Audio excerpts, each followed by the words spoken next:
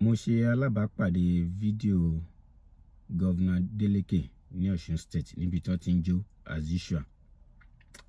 Kó tó di pé mi máa sọ̀rọ̀ lé lórí, ẹ jẹ́ ká kọ́kọ́ wo fídíò wọn yìí náà. Tell me could dance, make it dance, let the music they play, almost say you go dance, tell me could dance, you go dance, you go dance. For the vibe I've been out for days, steady chasing the bar, they concentrate. Anytime I do, whether night or day, I day on my chain. Even on my leg, they go they dance to the bed, they go feel like rain. Cause anything where I drop, then go chop a J. Whether night or day. Gbogbo wa láti rí fídíò governor wa. Èyí ò ń ṣe tuntun fún wa gẹ́gẹ́ bí a ti mọ̀ bí bàbá wa ṣe rí lélẹ̀. And then àwọn èèyàn táwọn èèyàn bá fẹ́ sọ̀rọ̀, àwọn ẹlòmíì máa ń support wọn, àwọn ẹlòmíì máa ń condemn wọn. Lójú tèmi fi rí, mi ò rò bí ohun tó bad ni kéèyàn wà real. Bàbá yìí wọ́n express ara wọn bó ṣe rí ni. Kéèyàn jẹ́ government official, ìyẹn ò mean pé kéèyàn máa kúndùn kankan. Unlike ijó, ó dẹ̀ better pé wọ́n wà real ju kéèyàn máa pretend lọ. Èmi appreciate irú live báyìí, òun là ń bẹ àwọn tó bá jẹ́ bí àfà, pastor, anything tẹ́ bá tó jẹ́ pé nǹkan tẹ́ ẹ kúndùn láti máa ṣe. Kò ní láti kẹ̀kẹ́ hide kẹ́ pretend. Tí ó bá ti jẹ́ ohun aburú, ẹ wà real. Ìyẹn lórí yẹn. But gbà tí mo wo fídíò, ohun tí mo observe, mo ti fẹ́ sọ̀rọ̀ lórí bàbá wa Adeleke tipẹ́tipẹ́. Mo fẹ́ bẹ̀ yín ni. Bàbá wa Adeleke, mo fẹ́ bẹ̀ yín, ẹ jọ̀ọ́. Ẹ jẹ́ ẹ gbìyànjú láti ṣe dáadáa sí Ọ̀ṣun State. Ẹ gbìyànjú. Tí ẹ bá parí tenure yín tó wá jẹ́ wípé tó bá béèrè lọ́wọ́ àwọn ọmọ Ọ̀ṣun, tí wọ́n bá lè máa sọ pé àwọn gbàdúrà àbá àwọn wish káwọn tó ríru Governor Adeleke, èyí ò dá tó. Ìdí ni wípé gbogbo èèyàn ló ń gbàdúrà pé kí k'Ọlọ́run jẹ́ kí àwọn wà ní position láti lè bring out a good legacy. Gbogbo àdúrà táwọn èèyàn máa ń gbà yìí, òun ni Ọlọ́run kó sí ìkáwọ́ yín látara mọ̀lẹ́bí tẹ́ ti jáde. Ẹ bá wọ̀ wọ́n dá government officials kó tó di pé máa dé top yẹn, bí èèyàn méjì àbí mẹ́ta nínú mọ̀lẹ́bí wọn ló máa jẹ́ olówó tó máa push ara wọn kó tó di pé máa dé position yẹn. Tí wọ́n bá wá débẹ̀, mentality wa l'Africa bí most àwọn politicians wa ni pé kọ́ wọn fi position táwọn wà yìí láti fi lè accumulate wealth. Torí táwọn bá kúrò ń bẹ̀, system yẹn àwọn náà afraid system to create. So máa ń fẹ́ fi position yẹn accumulate wealth, which is mi ò lè sọ pé ó dá, mi ò lè sọ pé kò dá. But lórí position tẹ̀yìn àbí situation titi yín, látòrí ẹni tó jẹ́ bí ẹ̀gbọ́n yín, ẹ̀yin fún alára yín, àwọn àbúrò yín, débi àwọn ọmọ tí ẹ bí, ẹ lè sọ pé wealth kan lẹ ti fẹ́ accumulate, lẹ fi position yín yẹn accumulate tí ẹ ti accumulate. So ìran Yorùbá dẹ̀ jẹ́ ìran tó jẹ́ pé I believe so much nínú legacy tẹ̀yàn bá filẹ̀. So mo fẹ́ rọ̀ yín ni, èyí ò ń ṣe pé ọ̀rọ̀ ká máa bọ́ wọn ìjọba wa. Gbogbo wa lájọ ní ìlú, Nàìjíríà jọ ní gbogbo wa, Yorùbá jọ ní gbogbo wa. Bó ṣe kàn yín ló kàn mí. Gbogbo àwọn government wa, ẹ kàn ní àǹfààní láti jẹ́ front runner ni. Kò ń ṣe pé ẹ wà patriotic ju àwọn aráàlú lọ, àbẹ́ nífẹ̀ẹ́ ẹ̀yà Yorùbá jù wá lọ. Èèyàn kan náà lọ́lọ́run máa fi ṣe olórí ni. So everybody ló wà entitled sí opinion, everybody ló lè speak on behalf of ìran ẹ̀.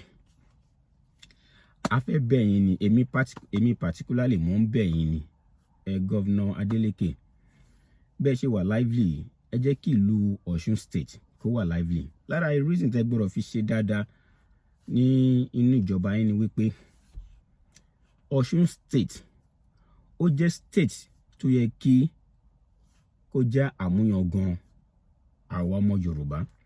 tẹ́ bá wo gbogbo ìlú tó wà ní under Ọ̀ṣun state, tẹ́yìn bá wá dé Ọ̀ṣun state, tẹ́yìn bá ń rí bó ṣe rí yẹn, ó yẹ kéèyàn máa bú sẹ́kún ni. Ibẹ̀ lẹ ti máa rí ibi táwa gbogbo àwọn ọmọ Yorùbá gbà pé orírun wa, Ilé Ifẹ̀. Ibẹ̀ lẹ ti rí Ẹdẹ, ibẹ̀ la ti rí Ìwó, ibẹ̀ la ti rí Òṣogbo. Ẹ wo gbogbo wọn ọba tó wà ń bẹ̀, Àtaọ́ja, Iléṣà, gbogbo wọn great kìíní tí history wà lórí wọn ní state Ọ̀ṣun nínú. So tí a bá sọ̀rọ̀ UK, tí a bá sọ̀rọ̀ Buckingham Palace, ẹ wo bó ṣe rí. Tí a bá wá ń sọ̀rọ̀ ibi tó jẹ́ orírun wa, báwo náà wọn èèyàn ṣe máa lè wà proud of. A máa jà tó bá di pọ́rọ̀ pé olórí ọba dé ládéládé. Ṣé mọ̀ bọ́lá ṣe design àwọn èèyàn, nǹkan tá a bá mirror, nǹkan tó bá nice, a máa like ẹ̀, a máa gbà fún nǹkan yẹn. Tá a bá ń sọ̀rọ̀ pé orírun Yorùbá, táwa a máa picture Ọ̀ṣun state. Nǹkan tó máa kọ́kọ́ wá sí wa lórí nìyẹn. Individually, ibi yàn ṣe orírun òun. So nǹkan tó jẹ́ kí gbogbo ọmọ Ọ̀ṣun àbí gbogbo láti mi ò fẹ́ sọ̀rọ̀ ọba Ọọ̀ni lọ́jọ́ mentality. But for now, ìjọba governor Adeleke ní agbára wà lọ́wọ́ wọn. Ẹ jẹ́ kí kíní yẹn náà dùn ẹ̀yin náà. Ọ̀nà ń pa history rẹ̀ pé kí àwa individual ká má lè mọ history. Àṣà lè sọ pé ẹ̀yin lọ́jọ́ orí nínú position, ẹ̀yin náà mọ history. Tẹ́ bá wo Ọ̀ṣun state, ẹ má wo governor office yín, ẹ má wo palace Ọọ̀ni. Ẹ wo náà Ọ̀ṣun state lọ, ẹ wo àwọn ìlú yìí lọ. Ká wá béèrè lọ́wọ́ ara wa pé ṣé ó wọ́ọ̀tì kan tó jẹ́ kí a gbà pé orírun wa. Nǹkan tí èèyàn bá fẹ́ sọ̀rọ̀ orírun àbí nǹkan kan, ó yẹ kí ó ní nǹkan tí èèyàn máa wò tó yẹ kó máa dùn mọ́yàn. Tí gbogbo àwọn tó wà ní àwọn outside gan pé Cuba, Brazil, gbogbo àwọn tó fẹ́ trace ìran wọn wá, a máa ní pé wọ́n wá claim kíní wọn. Ẹ̀yàn jẹ́ kí ìlú wa kó dàbí South Africa lásán, kẹ́ wo gbogbo ọ̀gọ̀rọ̀ èèyàn tó máa sọ pé ọmọ Yorùbá lọ́hùn. So pẹ̀lú position Ọlọ́run á gbé family yín sí, ẹ sì lè tẹ́ bá tẹ́ fẹ́ accumulate wealth àbí anything, ẹ sì lè ṣe náà. But ẹ jẹ́ ẹ rí capital wa ní Ọ̀ṣun state, capital wa Yorùbá. Tá bá yọ̀rọ̀ ọwọ́ pé Lagos state, Ọlọ́run ṣàánú Lagos state, but in fairness, capital Yorùbá, capital O2 òun ní Ọ̀ṣun state. But ẹ bá wo bí Ọ̀ṣun state ṣe rí, ṣé èèyàn lè ever gbà? So àwọn issue tó máa ń ṣẹlẹ̀, àwa fúnra wa là ń kọ́ ọ̀sẹ̀. So èyí mo fi ń bẹ governor, because anybody bá stand a chance láti turn Ọ̀ṣun state around, governor Adeleke ni. Governor Adeleke ni. Èyí ò ń ṣe pé kéèyàn máa build individual, ọba wa build nǹkan kan lórúkọ ara wọn àbí governor build nǹkan kan lórúkọ ara wọn. Kí lẹ fẹ́ ṣe sí Ọ̀ṣun state tó máa jẹ́ pé willingly àwa èèyàn máa mọ̀ pa orírun wa rẹ̀? Àfi tá bá fẹ́ tanra wa. Tí ẹ bá wo ní àgbáyé, àwọn ọba tó ń fún ní recognition, àwọn empire tó ń fún ní recognition, even nílẹ̀ Nàìjíríà, ẹ wo bí recognition tó máa fún ọba Benin, àwọn sultan. Ṣé bẹ́ẹ̀ ló ṣe rí nílẹ̀ Yorùbá? Ẹ má jà tanra wa. Ṣé bẹ́ẹ̀ ni? Níbi tí Aláàfin Ọ̀yọ́, níbi tí ọba Ọọ̀ni, ibi tí àwọn ọba tó kù tó ti ń bára wọn jà, tí wọ́n ti gbà, tí wọ́n dẹ̀ wá, ó ti wá ń ṣe pé wọn ò gbà nígbà tí Ọọ̀ni dé orí oyè gbàrà. Ẹ wo step to take tó ń set gbogbo matters, tó ń try láti ṣe kínní. Ẹni tó jẹ́ ọ̀tá Ilé Ifẹ̀, ẹni tó jẹ́ ọ̀tá Ọọ̀ni, ó gbà fún Ọọ̀ni. Okay fine, ó padà sú wọn àbí pé àwọn bàbá yìí ò kún wọn lọ́wọ́. But tó bá yẹ pé okay wọn tiẹ̀ máa lọ kiri mọ́, ọkàn maintain status ẹ̀ pé head ni mí.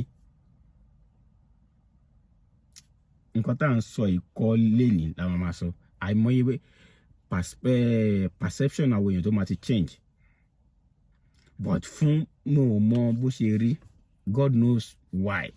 A máa continuity yẹn ìṣòro fún àwa dúdú. Either ní government ni o, either ní individual ni o, láti lè continue nǹkan tá a bá set.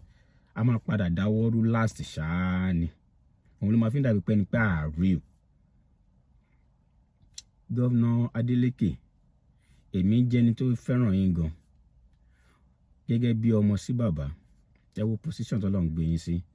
Ẹ jẹ́ kí àwọn èèyàn ká lè dúpẹ́ pé Ọ̀ṣun state, ẹ jẹ́ káwọn Ọ̀ṣun dúpẹ́, ẹ jẹ́ káwa ọmọ Yorùbá tó kù kó dúpẹ́. Ẹ ṣe nǹkan kan sí Ọ̀ṣun state torí ẹ wà more than capable. Tí ẹ bá wò ó ní Èkó, kò sẹ́ni tó fẹ́ sọ̀rọ̀ ìtàn Èkó tó ní dárúkọ Jákàndé. Ní ilẹ̀ Yorùbá lápapọ̀ kò sẹ́ni tó fẹ́ sọ̀rọ̀ Awólọ́wọ̀ tó ní àmì tó fẹ́ sọ̀rọ̀ Yorùbá tó ní nínú politics tó ní dárúkọ Awólọ́wọ̀. Ká padà sọ́dọ̀ wọn bàbá ńlá wa, kò sẹ́ni tó fẹ́ sọ̀rọ̀ Yorùbá tó ní dárúkọ Ọ̀rúnmìlà, tó ní dárúkọ Odùduwà, tó ní dárúkọ Ògún, Ṣàngó, gbogbo àwọn pípù yìí dé orí ọmọ bí àwọn ọ̀run kí ló ń pè Ọ̀rànmíyàn. Gbogbo àwọn pípù èèyàn ni wọ́n nà án nígbà ayé tiwọn náà táwọn èèyàn tó bá àwọn èèyàn lò gbà, but àwọn nǹkan tó ṣe tó great ló jẹ́ ká máa rántí orúkọ wọn ní status tẹwà, ní position tó lọ́wọ́ gbé family yìí sí. Legacy ló kù fún yín, legacy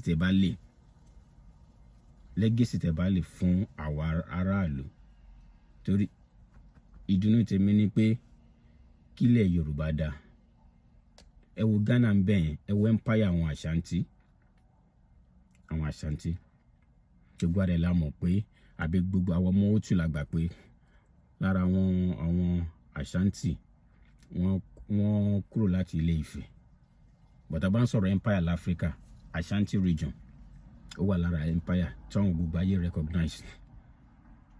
Tóòtọ́ ọ̀rọ̀ bá délẹ̀ jẹ́ ká bára wa sọ. Gọ́vnà Adeleke, arọ̀ yín ni ẹ jọ̀ọ́.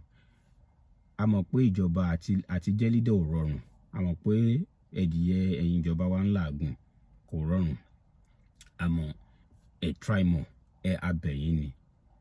Kò sẹ́ni tá bá ń sọ̀rọ̀ Davido lénìí, kò sí nǹkan táwọn èèyàn fi like Davido tó bẹ́ẹ̀ ni wípé kò rely lórí owó àwọn family ẹ̀, ó tún wá jẹ́ ẹni tí ó láwọ́. Legacy ni ó níbi tí owó máa dé tó máa yẹ kó owó máa súyàn. Àwa tí ó jẹ́ pé à ń bẹ Ọlọ́run gan-an, tá bá kó mọ́tò ìjọ ta kó kíní, ó máa padà súyàn. Legacy ni kí jẹ́ ká prioritize. Ojú tèmi fi rí ni legacy. Individual tó ti lówó, mi ò ní bú ẹni tí ò ti lówó. Torí ìyàwó ṣe ohun tí ó dá lára. But mi ò ní àjọhùn ìyàlẹ́nu fún ẹni tó jẹ́ pé kò lè sọ pé owó ló mọ̀ òun ṣe nǹkan báyìí, kò lè tún ṣe dáadáa. Dàbí bírú president wa bàbá Tinubu. Ní ọ̀rọ̀ bá nǹkan kan wà ju kó jẹ́ legacy ló máa jẹ́ priority wọn mọ́. Ní ọjọ́ orí ní gbogbo ibi tí because nǹkan yẹn kan tí èèyàn lè fi understand àwọn kìíní láti dẹ̀ ti ṣe ni pé death is inevitable. Nǹkan tá bá ti mọ̀ pé kò ṣe má dandan ni. Tọ́lọ́run dẹ̀ ti ṣóyàn wọ age of 70 plus 80. Okay, tó bá yẹ pé àwọn ọmọ tá à ń bí là ń jà fún, ẹ ní owó láti lè lọ establish wọn sílùú òyìnbó, ẹ ní owó láti lè ọwọ́ òkè láti lè protect ara wọn, wọn ò lè tó ṣe mọ́. So nǹkan tó kù wá kù ní legacy. Bàbá Adeleke, mo rọ̀ yín ní ẹ jọ̀ọ́, Ọlọ́run á wà pẹ̀lú yín. Ẹ ṣé gan.